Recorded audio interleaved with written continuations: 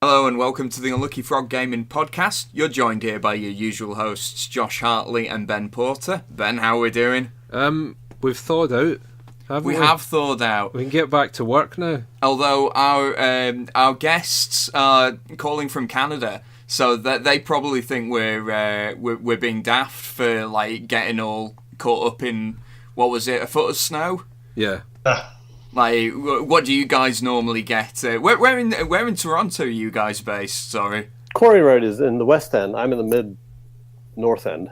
Right. But it doesn't actually get that much snow in Toronto. We're close to the big Lake Ontario, and that has a moderating effect, I guess. Okay. All right. Is that a little bit more temperate where you guys are then? It's still cold today. What is it, -5 today, Celsius? Oh. Okay, yeah. -5. Tropical. So yes, we are joined on the line today by Richard and Corey, and you guys have been working on a new board game that you've brought to Kickstarter. So why don't you tell us a bit about the game and how you play it? Sure. Actually, we had a really great game this morning with a owner of a board game cafe here in Toronto. And there's 20 of these board game cafes throughout the city.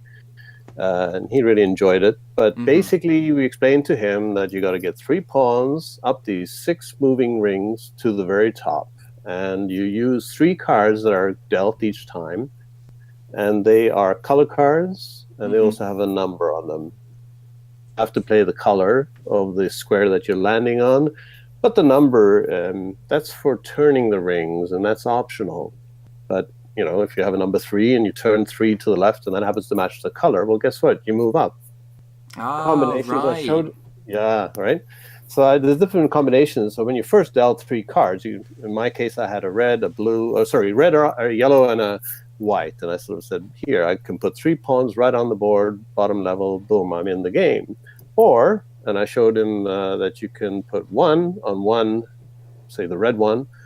The other one is, say, a 3 white card. I can spin 3 and climb up 3, and then the other one might be a 1 yellow, and so I spin 1 and climb up 1. So I've got 1 pawn on the 3rd level up. My other 2 aren't in play, but I'm less exposed for the jumping and bumping that happens afterwards, because you can jump or you can bump your opponents down.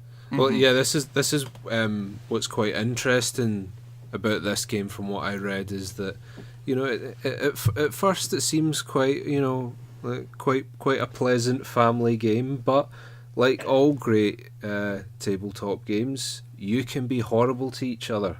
Not only that, but you can do it in a cascading fashion. So if I bump someone down 2 spaces, as you're out to do, and there's another pawn there, they get bumped down further, and so on. So you could be horrible to multiple people in the same action. That's just the dream. Yeah. So we were looking at the Kickstarter page earlier, and the thing that sprung to my mind was with the sort of visual design of the games, very striking with the circles and very bright colours. Made me immediately think of classic family games like Frustration and Uno. Was that something that you guys were going for? I like the idea of something family oriented. And the abstract nature of the game, we never really deviated from that. We were asked, do you want to theme it with something by others, but we stuck with the bright colors that are, as you said, very aesthetically eye-catching, sort of like Eileen Donan. For those of our listeners who are not aware, is an iconic Scottish castle that we were talking about just before we started recording. Yes, I was ignorant. Yeah, but I'm English, or Sassenach. Yeah, as we get called. Just gonna say that we liked, and all the different colors. It's a great game, or at least a game where you could, I don't know, depending on your situation, if you're, you could play for 10 minutes and then leave it on your table and then have a bite to eat, and then you'd want to come back to it, and you wouldn't be, it wouldn't be out of place just to leave it on the table.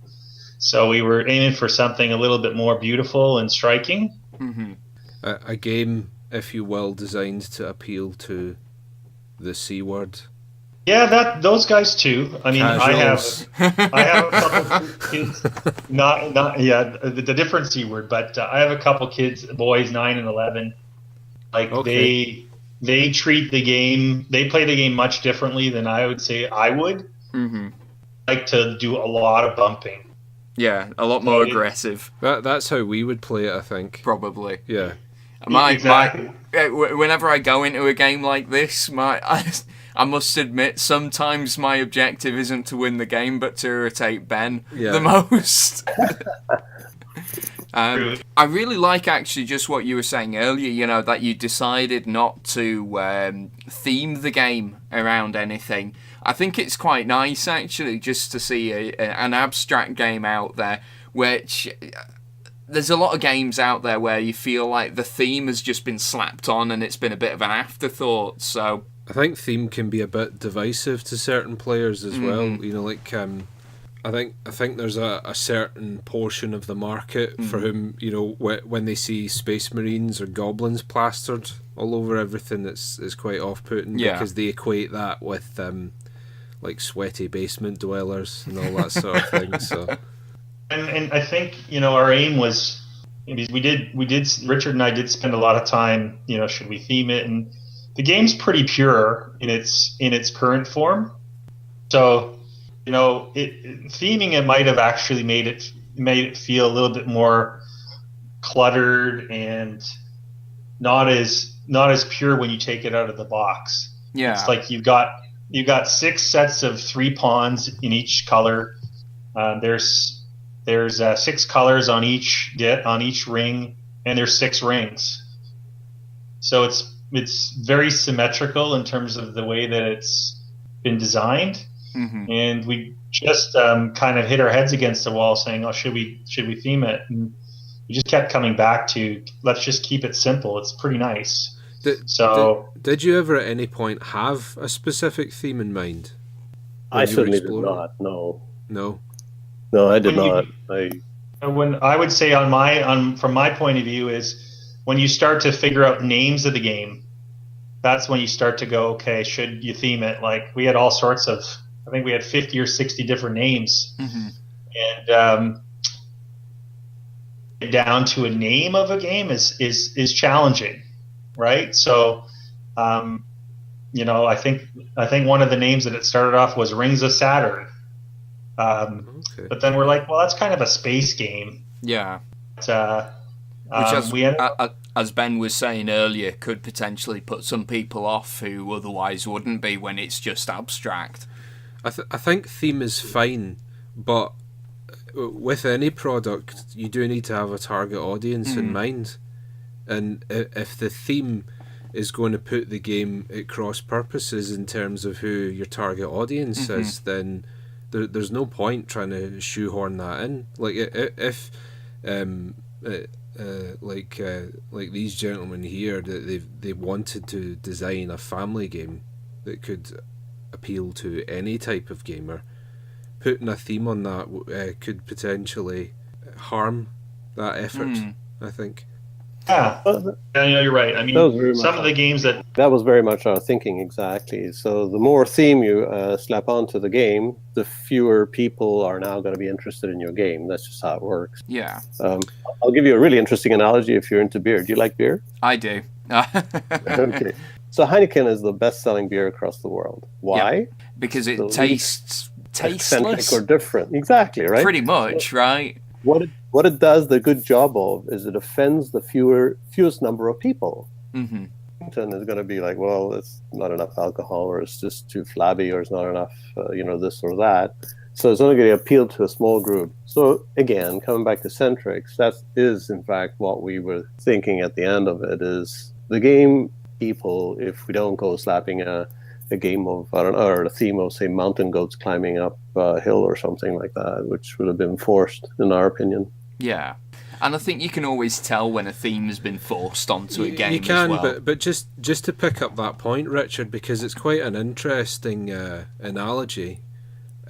But by making a game that's inoffensive, that's devoid of theme, are you as a designer not concerned that by adopting that as your design philosophy that you're never going to make an exceptional game?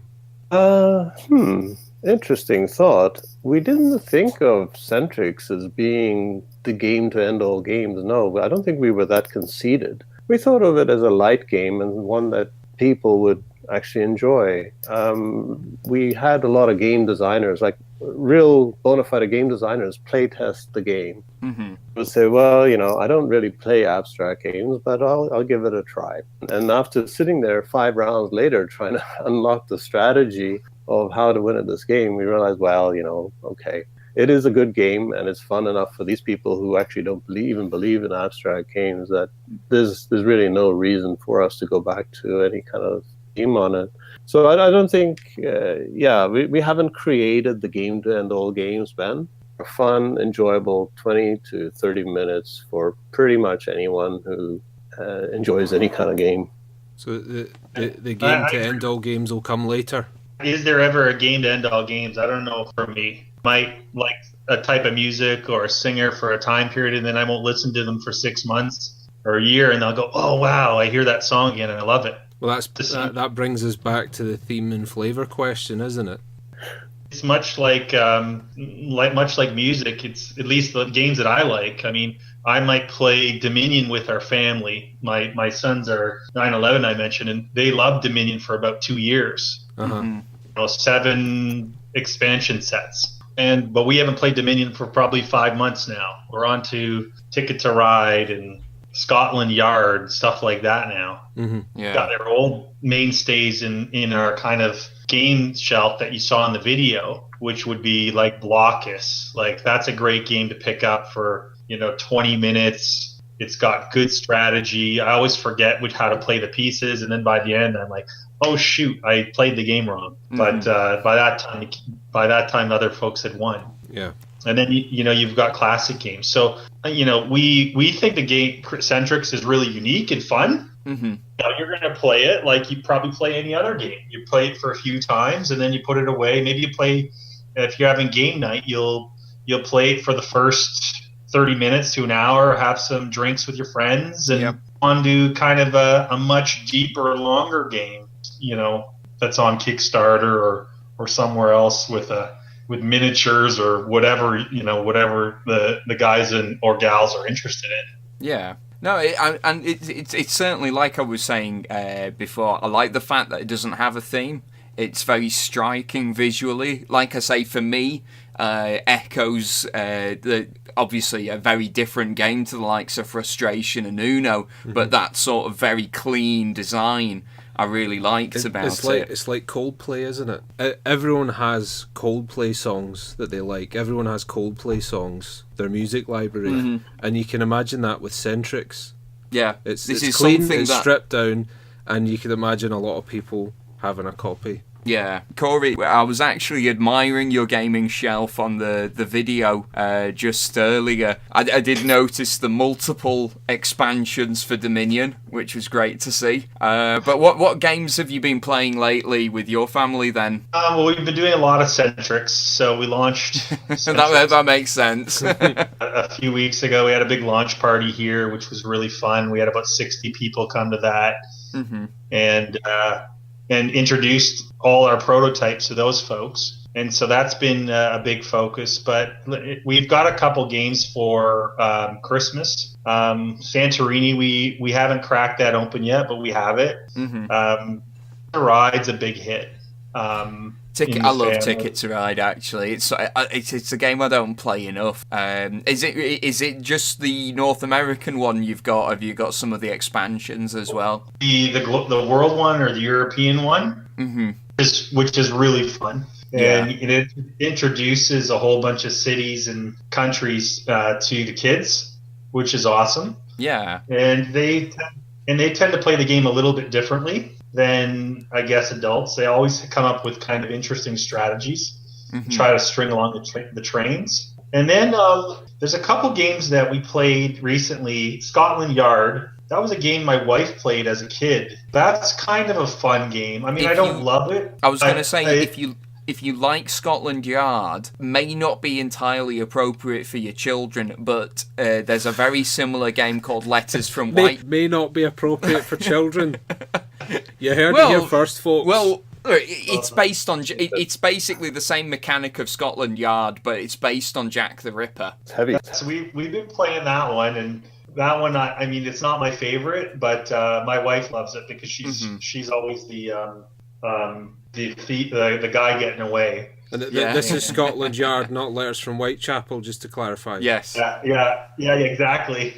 Yeah. And then this game called Chain Lightning, which was done in the 80s.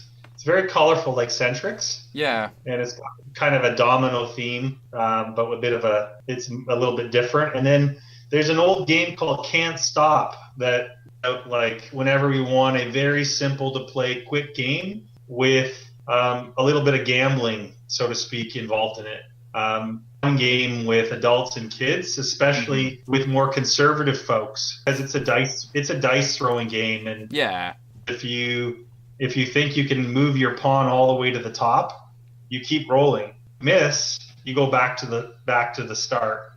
Right. So there's always push your luck elements. I think is the pushing your luck. Yeah. Well, speaking of push your luck games, I did notice. Did I see King of Tokyo on your shelf as well? We have that one. I don't love it, to be honest with you. I mean, I know it's a super popular game. Yeah. The kids love it. Mm-hmm. But I just couldn't get into it for some reason. I know it's maybe I'll give it another try. It's just kind of like music. Maybe I didn't like it the first time. Maybe it was because it took too long to learn, even though it didn't. It's just a fun game, I think. There's not a whole lot of depth to it, and I think that's maybe the appeal, is that you just stomp around punching big monsters and don't really have to think very much about what you're doing. So it's a good sort of beer and pretzels game, I think. Yes. And then I was going to say there are games that and the kids like because they always win, and I tend not to like those games. So, as funnily enough, I have similar criteria for liking and disliking games as well. If I win at this game, I like it. Yeah, let's play that again. It's such a great game. Yeah. So, Richard, what have you been playing lately? I play Scrabble every single day, and it's Words with Friends, so it's online, and I love that game. I always do. But more exciting, interesting games. I was introduced to Dutch Blitz, which is an ancient game, and I got onto that one. It's quite exciting because it's really fast-paced. I like it moving fast. Milborns as well is an oldie. I was really intrigued by the mechanic of these having to fix tires and speed up and whatever that you're doing with these cars, and I got reasonably okay at that. But really exciting, two really exciting new games that we got was Hive and Number 9. I love those games. Hive is so cool with the different movements, so it's kind of like hexagonal chess or something. Is that? I've seen it. It looks really interesting. So neat. Probably would make my brain sort of melt a little and dribble out of my ears, but it looks like a really fun game. And you don't need to worry. You can talk about Scrabble until the cows come home. I absolutely... I feel that it's become a bit trendy to bash a lot of the old games in the sort of tabletop circle. Well, some of them rightfully so. Monopoly is shit. Monopoly is shit, yeah. Please, may I say Monopoly? But I always say, right, well, okay, play Scrabble. And I think Scrabble, given how old it is, because I think its first printing was the 50s, right? Given how old it has aged remarkably well. Yeah, I would agree. Yeah. But Monopoly is shit. We can agree that Monopoly is a bad game, yes. Definitely. I think that's the title of this episode. What? Just Monopoly's bad, more 11. No, Monopoly is shit. We're not mincing words here, okay? So, Richard, do you tend to prefer some of the more abstract games yourself then? Is that what you tend to find yourself playing?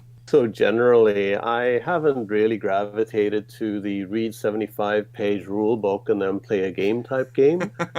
That's fair. Some people love it, and I think that's totally cool. I think that's great, and they'll develop like a real community around it. They get together weekly and they play these games, and those games have a really good place. I did do those kinds of war games when I was in my teens as a kid, but I was looking for like Desert War, World War II, Monty versus Rommel, and for me it was just like reliving a kind of bit of history with the actual battalions and brigades and regiments and everything that were involved in it, not so much the game. Was this with miniatures, Richard, or are these like the very old school war games with just paper tokens? The paper tokens, yeah. They were like a square centimeter roughly. No, I know the ones you're talking about. I've seen a former work colleague and friend of mine from back in England plays them a lot as well, and they look very impressive. He loves them just because you can really sink your teeth into them, but a lot of depth to those games. Yeah, well, I'm at the stage in my life where I need something a little more frivolous. Yeah. I don't have sort of 3 hours to do this game or the whole day or something, right? Yeah. So, speaking of life, what is the future for Centrix games?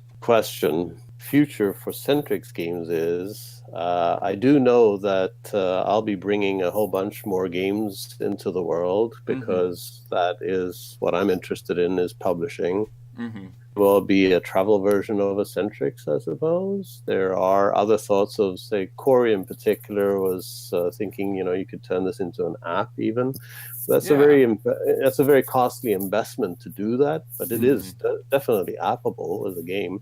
For now, we want to publish Centrix, and then we'll kind of figure out where we go from there. Sounds like a good plan to me. Yeah.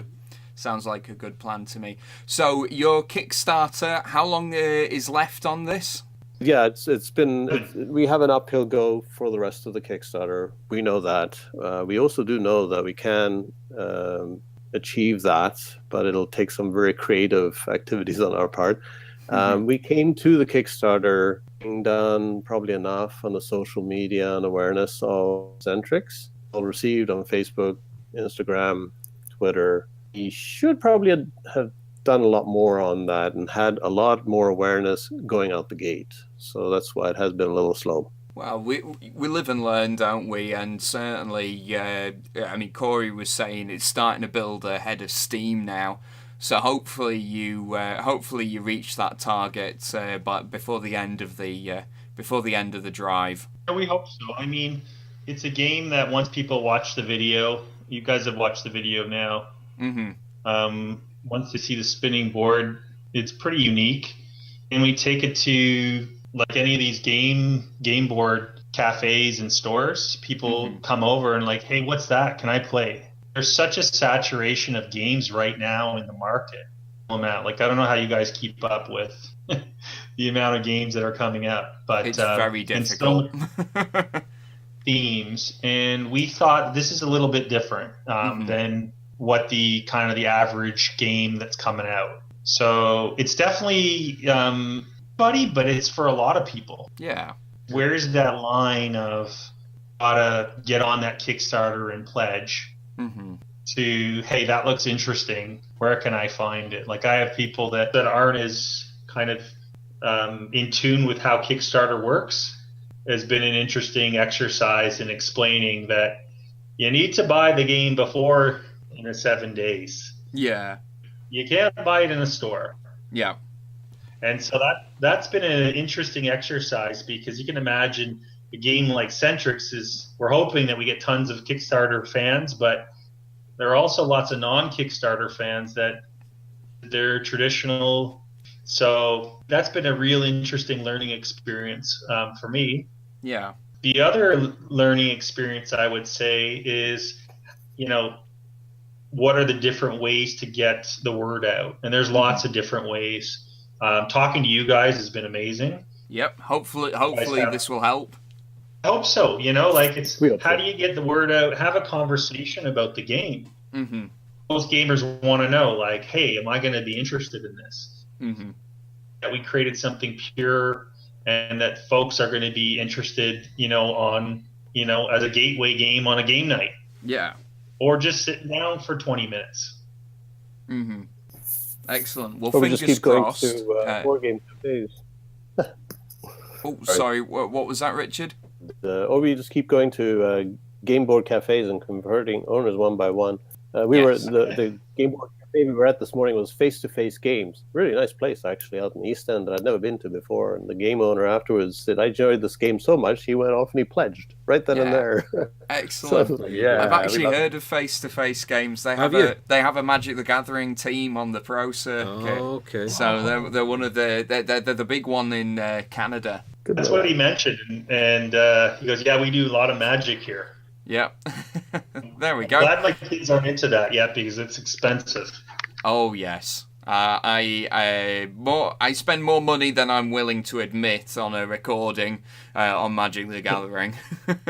Anyway, guys, before we go, I've thought of, and they can take or leave it, but I've thought of a little advertising pitch for Centrix. Okay. World famous beer brands don't make board games. But if they did, there we go. Centrix. There we go. It's perfect. And you can maybe dodge a lawsuit, maybe. I don't know if Heineken own that. I don't think they do. As long as you don't say Heineken. Yeah. There we go. Actually, a lawsuit would be wonderful because then there'll be so much... the publicity! Yeah. No such thing as bad news. Anyway, on that note, Richard, Corey, thank you very much for joining us on this episode. Best of luck with the rest of the Kickstarter. We'll provide a link for all our listeners to check out the video of the gameplay and pledge if you like what you're seeing there. But until next time, we'll see you soon. Bye for now. Hi guys, it's Josh from the Unlucky Frog Gaming Podcast here.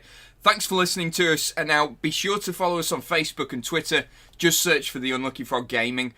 You can also show your support for Unlucky Frog through Patreon. Be sure to check out our website www.unluckyfrog.com to find out more. Was that so hard? Look.